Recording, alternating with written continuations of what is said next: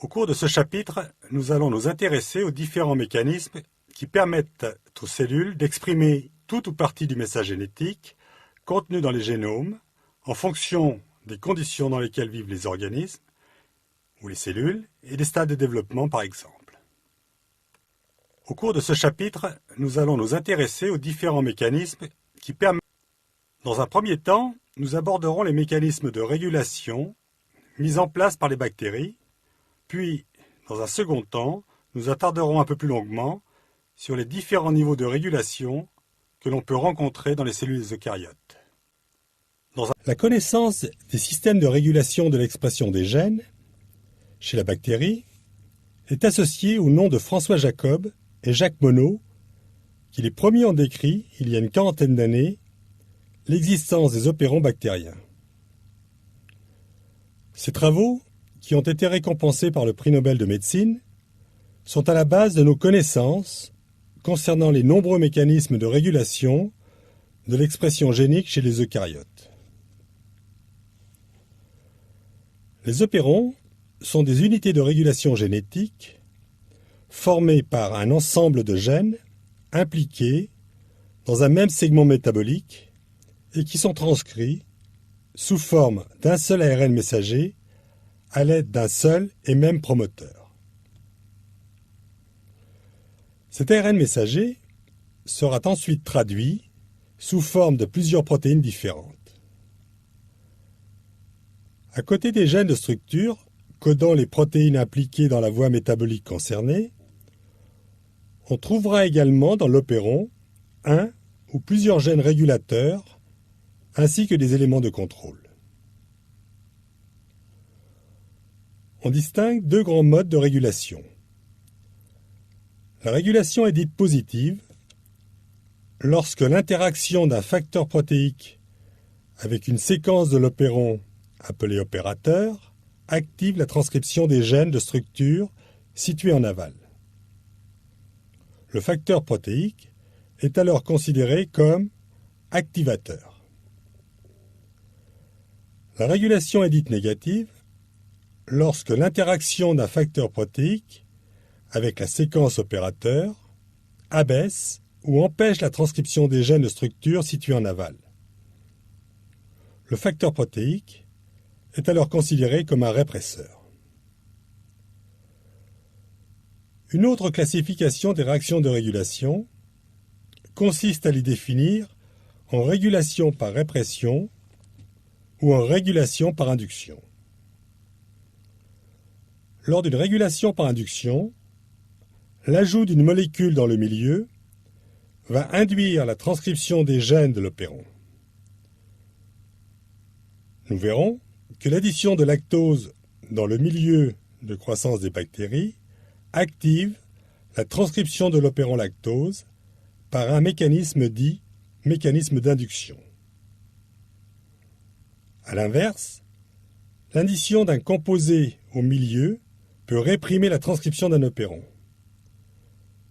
Nous verrons ainsi que l'addition de tryptophane dans le milieu de croissance des bactéries entraîne une répression de l'opéron tryptophane.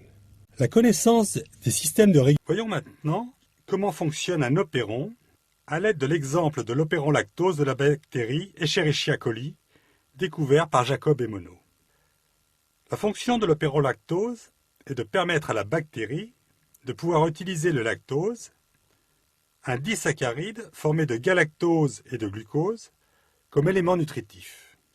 En situation normale, la bactérie Escherichia coli est incapable d'utiliser le lactose comme source énergétique. Par contre, elle est parfaitement capable d'assimiler le glucose ou le galactose seul. Voyons maintenant les éléments qui vont permettre à cette bactérie de pouvoir néanmoins vivre avec du lactose comme seule source énergétique. L'opéron lactose comporte à son extrémité 5' un gène appelé LAC-I qui code une protéine répresseur dont nous verrons le rôle par la suite. Nous trouvons ensuite une zone de contrôle comportant un motif de reconnaissance de la protéine CAP, la séquence promoteur appelée LACP qui fixera l'ARN polymérase puis une séquence appelée LAC-O, qui est la séquence dite opérateur. À la suite de cette région de contrôle, on trouve les trois gènes de structure, LAC-Z, LAC-Y et LAC-A, qui correspondent à trois enzymes nécessaires pour métaboliser le lactose en glucose et galactose.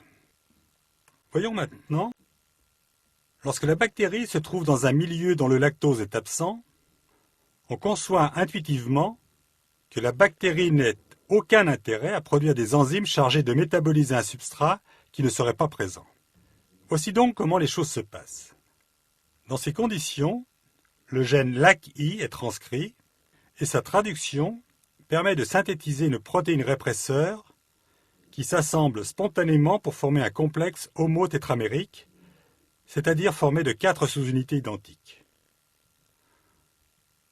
Ce complexe tétramérique reconnaît ensuite la séquence opérateur au niveau de l'ADN et sa fixation va alors empêcher l'avancée de l'ARN polymérase fixée sur le promoteur. Donc, dans cette condition où le lactose est absent, l'expression des gènes structure chargés de le métaboliser est elle-même réprimée. La présence de lactose dans le milieu va considérablement modifier les choses. En effet, le lactose peut se fixer sur un site spécifique, localisé et présent sur le répresseur tétramérique.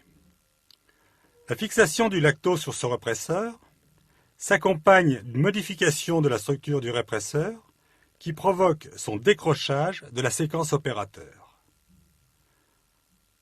Dans ces conditions, l'ARN polymérase n'est à ce moment-là plus entravé et va donc transcrire les gènes de structure permettant ainsi la production des enzymes chargées de métaboliser le lactose. À ce stade, ce type de régulation reste cependant assez rudimentaire dans ses possibilités de réponse, puisque ce vont être des réponses de type oui-non, c'est-à-dire des réponses binaires. Nous allons maintenant voir que ce système peut être l'objet de régulations plus subtiles et plus fines. Que va-t-il se passer si maintenant on fournit à la bactérie à la fois du glucose directement assimilable et du galactose non assimilable, mais capable d'induire la synthèse des enzymes permettant de l'utiliser comme source énergétique? Il nous faut tout d'abord revenir sur la présence au niveau de la région promoteur d'une séquence activatrice de la transcription capable de fixer la protéine CAP lorsque celle-ci est complexée à une molécule d'AMP cyclique. Par ailleurs, la concentration d'AMP cyclique est elle-même sous la dépendance de la concentration en glucose. Voyons donc tout d'abord la situation en présence de lactose, mais en absence de glucose. Comme nous l'avions vu, la présence de lactose empêche la fixation du récepteur. Par ailleurs, l'absence de glucose se traduit par une forte concentration d'AMP cyclique qui va alors s'associer à la protéine CAP et permettre sa fixation au niveau du promoteur et ainsi donc l'activation de la transcription. Dans ces conditions, même en présence de lactose, l'expression des trois gènes LAC-Z, LAC-Y et LAC-A est optimale. Si maintenant on rajoute du glucose dans le milieu, que se passe-t-il? Les bactéries ont en effet intérêt à consommer le glucose directement assimilable, mais d'un autre côté, la présence de lactose empêche la répression des gènes LAC-Z, LAC-Y et LAC-A chargés de métaboliser le lactose. Dans ces conditions, l'élévation de la concentration en glucose va tout d'abord entraîner une baisse de la concentration en AMP cyclique, baisse qui entraînera à son tour une dissociation de la protéine CAP de son site de fixation au niveau du promoteur. L'ARN polymérase aura alors du mal à se fixer sur le promoteur et la transcription des gènes de structure sera très faible, quand bien même la protéine répresseur ne serait pas fixée au niveau du site opérateur. Et cette situation perdurera tant que la concentration en glucose restera élevée. Nous voyons ainsi comment les bactéries se débrouillent pour utiliser en priorité le substrat qui leur est le plus favorable. Voyons maintenant plus rapidement un second exemple de régulation où le produit de l'opéron va maintenant agir comme un répresseur. L'opéron tryptophane est constitué de 6 gènes de structure codant les enzymes nécessaires à la biosynthèse de l'acide aminé tryptophane. Ces gènes de structure sont placés sous le contrôle de la séquence TRYP-O, c'est-à-dire tryptophane O, qui contient le promoteur et un motif opérateur qui peut être reconnu par un répresseur si celui-ci est activé par le tryptophane. En absence de tryptophane, l'ARN polymérase peut se fixer sur le promoteur, puis cet ARN polymérase va donc transcrire les gènes de structure dont la traduction permettra à la bactérie de produire du tryptophane.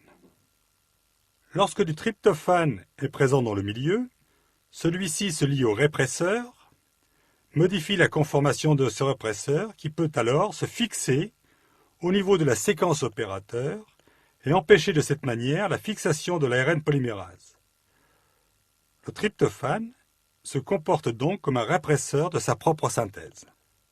À côté de ce mode de régulation tout ou rien, existe également un mécanisme plus fin de contrôle de l'opéron tryptophane permettant un ajustement plus subtil de la production de l'acide aminé en fonction de la concentration en tryptophane dans le milieu. Cette régulation utilise un mécanisme dit d'atténuation que je ne développerai pas plus avant dans ce cours. À côté de la régulation de l'expression à l'aide d'opérons, il existe chez les bactéries d'autres mécanismes de régulation de l'expression des gènes. Les régulons sont des ensembles de gènes qui, à la différence des opérons, ne sont pas forcément regroupés physiquement, mais dont l'expression est régulée par un même régulateur transcriptionnel. Ceux-ci permettent une coordination de l'expression de nombreux gènes qui ne sont pas toujours associés au sein d'une même voie métabolique, par exemple. Une autre possibilité de régulation est celle fournie par la présence de séquences régulatrices situées au niveau de la partie non traduite en 5' d'un ARN messager. Séquences pouvant interagir avec des molécules cibles et modifier par exemple la traduction des gènes situés en aval. Nous avons affaire à des séquences de type riborégulateur.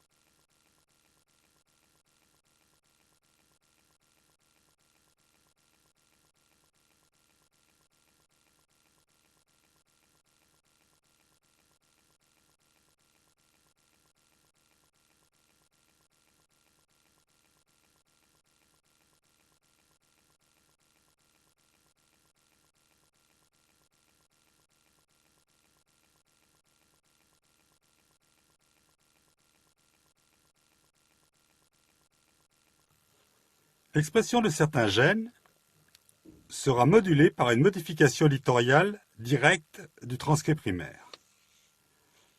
Ainsi, par exemple, le gène de l'apolipoprotéine B, protéine de transport des lipides dont vous avez vu l'importance lors du cours sur les lipides, est-il sujet à ce type de régulation?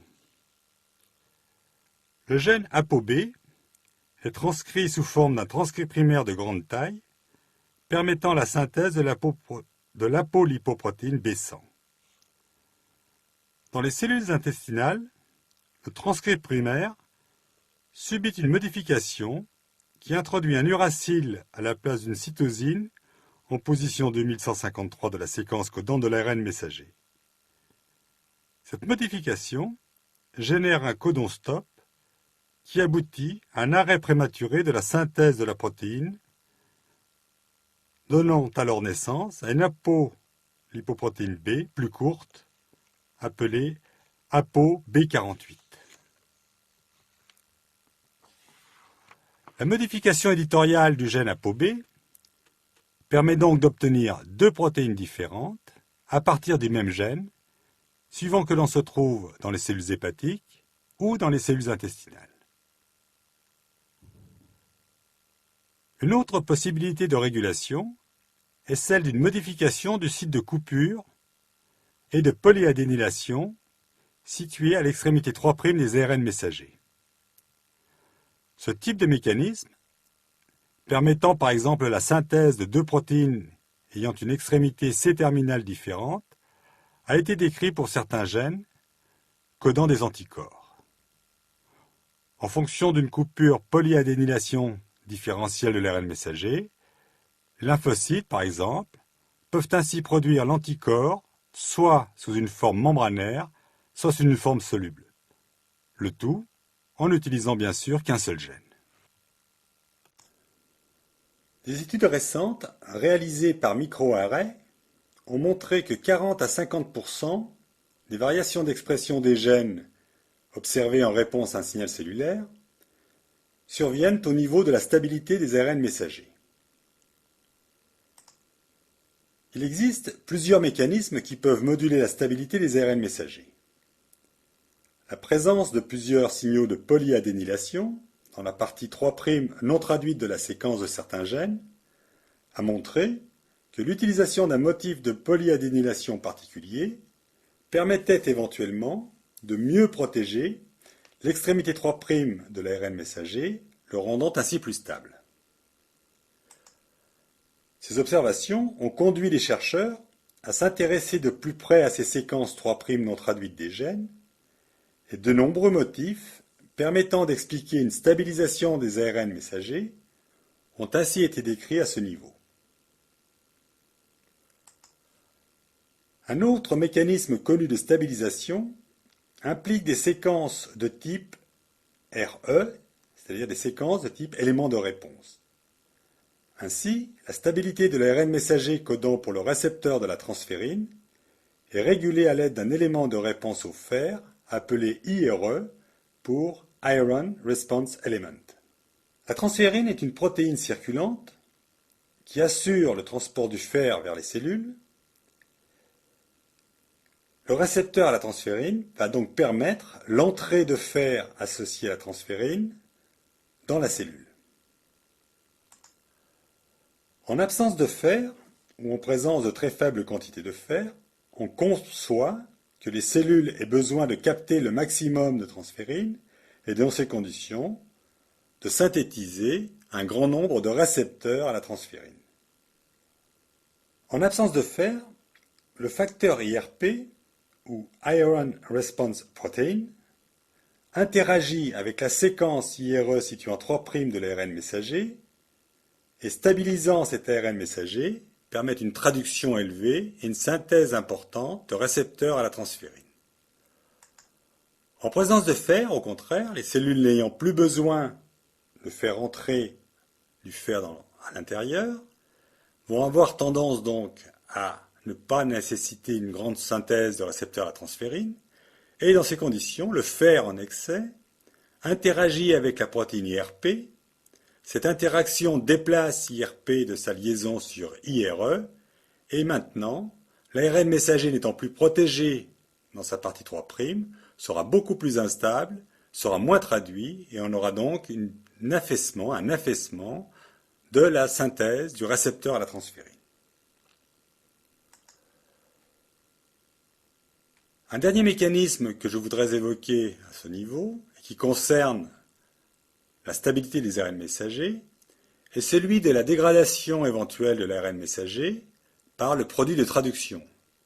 Ainsi, la présence d'un excès de bêta-tubuline à la suite d'une synthèse protéine ou d'une déstabilisation des microtubules va induire la propre dégradation de l'ARN messager permettant la synthèse de cette bêta-tubuline.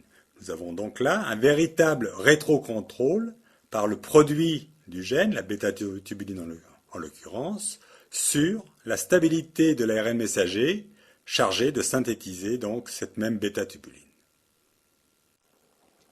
Cette stabilité de l'ARN messager peut parfois être, observée dans des situations, de protection vis-à-vis de certaines mutations. Par exemple, lorsque une mutation crée un codon stop prématuré dans une protéine, il existe dans les cellules un mécanisme particulier, appelé le mécanisme NMD, pour décroissance médiée par les codons non-sens, et qui va se faire de la manière suivante. En situation normale, donc rappelons-nous, nous avons le codon de départ, donc le codon de début de la traduction, et nous avons un codon stop normalement, donc à l'extrémité de la protéine.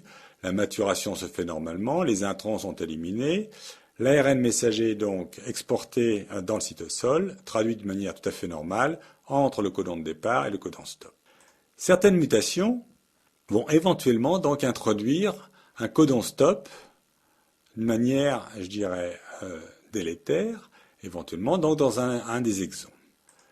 Eh bien, dans cette situation, nous allons avoir une maturation, pour le moment normale, c'est-à-dire nous avons l'élimination des introns, formation d'un ARN messager avec effectivement les deux codons stop, le normal à l'extrémité et le pathologique donc, qui a été introduit dans un des exons à la suite d'une mutation. Mais ce qui va se passer, c'est que lors de l'exportation, nous allons avoir un certain nombre de facteurs qui vont spécifiquement permettre une reconnaissance du codon anormal qui est survenu à la suite d'une mutation et qui vont induire en fait un décoiffage, c'est-à-dire une élimination de l'extrémité 5' protectrice de l'ARN messager et bien évidemment favoriser la dégradation. Tout ceci de manière à empêcher la traduction au maximum de cet ARN messager comportant un codon stop anormal et en vue bien évidemment donc de protéger la cellule contre les effets délétères d'une protéine anormale qui serait donc produite par cette troncation. En 1998, Fire et Mello montraient que l'introduction d'ARN double brin dans les cellules du nématode Coelurobactis elegans entraînait une diminution de l'expression de nombreuses protéines. Cette observation a conduit à la découverte du mécanisme d'interférence ARN, mécanisme qui a valu à ces deux chercheurs le prix Nobel de médecine et physiologie en 2006. Par la suite, il a été montré que ce mécanisme était présent dans de nombreuses cellules, y compris chez l'homme. Considérons la situation suivante qui résulterait de l'introduction dans une cellule cible d'un ARN double brin qui posséderait dans sa séquence un motif homologue à une partie de la séquence codant d'un ARN messager produit normalement par la cellule cible. Ce petit motif est représenté par exemple en bleu marine dans ce schéma. Dans un premier temps, l'ARN exogène double brin est reconnu par un complexe protéine de la cellule appelé dicer. Ce complexe possède une activité RNase qui va produire de nombreux petits ARN double brin, les ARN SI ou ARN interférents. Les fragments de coupure sont ensuite pris en charge par un second complexe protéique appelé RISC. et l'un des brins de l'ARN sera alors dégradé. Si l'un des ARN SI ainsi formés est complémentaire d'une séquence d'un ARN messager, il y aura éventuellement hybridation de cet ARN SI avec l'ARN messager. Dans l'exemple choisi, le motif bleu marine de l'ARN SI va ainsi s'hybrider avec son complémentaire présent au niveau de l'ARN messager. Cette hybridation va ensuite entraîner une coupure de l'ARN messager, puis une dégradation accélérée de cet ARN messager et par là même une diminution de son expression. Avançons d'un cran dans les niveaux de régulation et envisageons maintenant un certain nombre de régulations survenant au niveau traductionnel. Reprenons un exemple qui a quelques analogies avec celui du récepteur à la transférine, puisque nous allons avoir une régulation à nouveau par le fer, qui est celui par exemple de la synthèse de la ferritine. La ferritine est une molécule de stockage dans les cellules qui permet donc de séquestrer le fer présent en excès éventuellement dans les cellules. Lorsqu'il n'y a pas de fer dans les cellules, ou très peu de fer, il est clair qu'il n'y a aucune nécessité d'avoir une protéine de stockage. Donc la cellule a tout intérêt à avoir un niveau de ferritine extrêmement faible. À nouveau, observons un petit peu l'ARN messager issu donc du gène codant pour la ferritine. Nous pouvons observer que nous avons, comme tout à l'heure, un élément de régulation au fer, mais élément de régulation au fer qui est maintenant situé non pas côté 3', mais côté 5', au niveau de la région non traduite 5'. Cet élément de régulation au fer peut interagir avec une protéine de régulation au fer, la protéine IRP, et lorsque IRP se fixe sur IRE, l'extrémité 5' de l'ARN messager, bien sûr, est encombrée et ne pourra plus reconnaître la petite sous-unité du ribosome, empêchant donc la traduction de cet ARN messager. On a donc un ARN bloqué et l'expression de la protéine, la ferritine, sera bien sûr faible. En présence de fer, au contraire, la cellule va avoir tendance à favoriser la synthèse de ferritine de manière à séquestrer ce fer et empêcher son action toxique, puisqu'on sait effectivement que le fer est un élément, je dirais, oxydant au niveau cellulaire. Ce qui se passe donc dans ces conditions, lorsqu'il y a un excès de fer, à nouveau, le fer va pouvoir interagir avec IRP. En interagissant avec IRP, il va empêcher son association avec la séquence IRE. À ce moment-là, la partie 5' non traduite de l'ARN messager est libre, va pouvoir être reconnue normalement par les ribosomes et la traduction de la ferritine donc pourra se faire de manière tout à fait normale. Et nous avons donc un ajustement là, à nouveau, donc du niveau de la ferritine vis-à-vis de la présence ou de l'absence de fer. Ce contrôle au niveau de la traduction peut se faire de manière beaucoup plus directe, par exemple au niveau des facteurs mêmes impliqués dans la machinerie de synthèse, au niveau des ribosomes. Prenons l'exemple de la synthèse de la bêta-globine, donc une des chaînes formant l'hémoglobine, protéine extrêmement importante donc pour le transport de l'oxygène. La synthèse de l'hémoglobine à partir de la globine nécessite son interaction avec un cofacteur qui est la molécule d'hème. En situation normale, en absence d'hème, il est clair qu'il n'y a aucun intérêt à produire de la bêta-globine qui ne pourrait s'associer à aucune molécule d'hème. Donc, dans cette situation, nous avons la cascade suivante. Le facteur d'initiation, EIF2, se trouve sous une forme inactive phosphorylée, et cette phosphorylation, donc qui le rend inactive, est gouvernée par une kinase EIF2, elle-même activée donc par phosphorylation.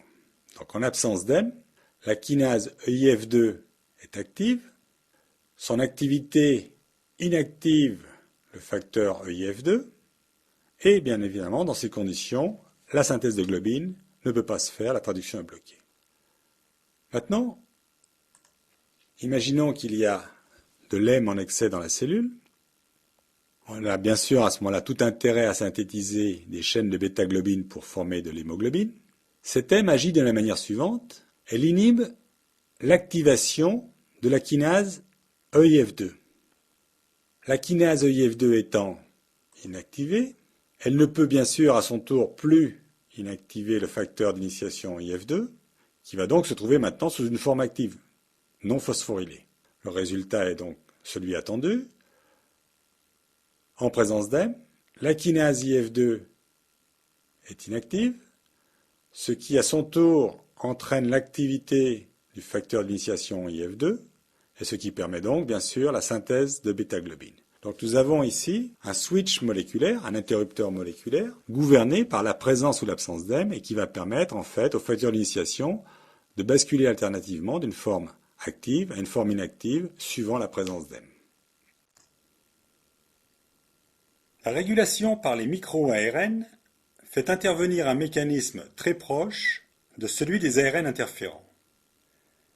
Les gènes des micro-ARN sont transcrits tout d'abord sous forme de longs précurseurs appelés pri-micro-ARN ou pri-mi-ARN.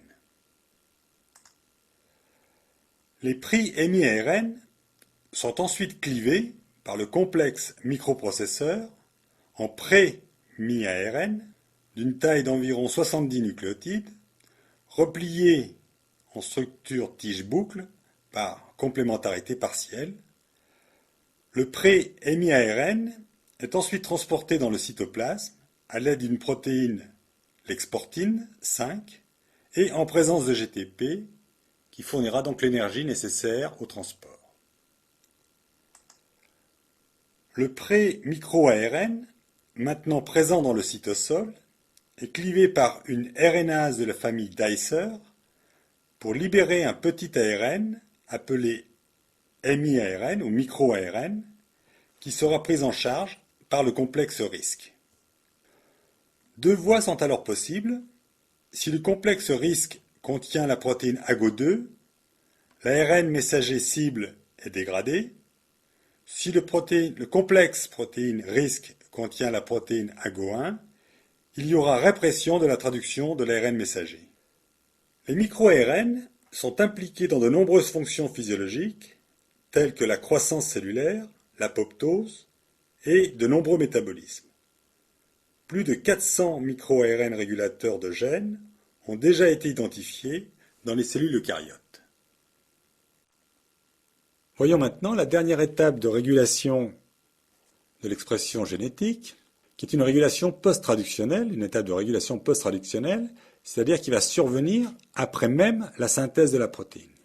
Il existe de très nombreux exemples de régulation post-traductionnelle qui peuvent survenir éventuellement par des modifications de type phosphorylation. Nous venons de voir par exemple à l'instant qu'un enzyme, une kinase, peut être sous une forme active ou inactive en fonction de son état de phosphorylation. D'autres protéines vont être sous leur forme mature éventuellement par des activités de type protéolytique. Un exemple de ce type est celui de l'ubiquitine, protéine impliquée dans les voies de dégradation des protéines au niveau cellulaire. La première étape dans la production de l'ubiquitine consiste à synthétiser un ARN, à transcrire un ARN messager à partir d'un gène appelé UDB, codant donc pour les molécules d'ubiquitine. Nous obtenons donc un ARN messager comportant des motifs répétés qui vont être traduits pour former donc une protéine comportant des motifs répétés. Et ensuite, la dernière étape qui va permettre la production terminale de l'ubiquitine mature va être une étape de protéolyse qui va permettre en fait la coupure entre ces différents motifs répétés. C'est-à-dire qu'à partir d'un gène comportant des motifs répétés, nous obtenons donc après protéolyse post-traductionnelle le produit final.